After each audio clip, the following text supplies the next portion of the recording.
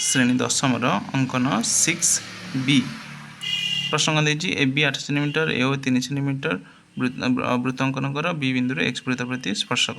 ତାହେଲେ ପ୍ରଥମେ କ'ଣ କରିବା, ए बी 8 सेंटीमीटर नहीं जावा ए ओ 3 सेंटीमीटर नहीं कि व्यासार्ध नहीं वृत्त अंकन करदे। तापर ए बी की समाधान करके एस बिंदु पाई एस बी को व्यासार्ध नहीं वृत्त अंकन करवा। वृत्त दुटी जुटी छेद कर बी रु एम आउ बी रु एन स्पर्शक अंकन करदे। से हीपरि 7 नंबर कौन हम ए बी व्यास 6 सेंटीमीटर नहीं कि ओ ताको समाधान करदे। ओ बिंदु पाई ओ को केंद्र बिंदु नहीं वृत्त अंकन करदे। बी को यही दिगरे वर्धित करवा। बी रु P 4.5 centimetre काटिवा।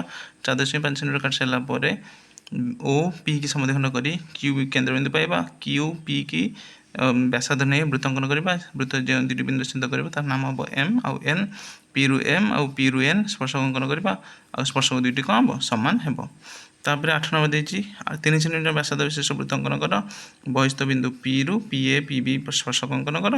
A P B 60 जदि यहाँ 60 हम स्पर्शक दुईटी कौन करती 90 अंकन करती ताले चतुर्भुज 4टा कोण मिसी के 360।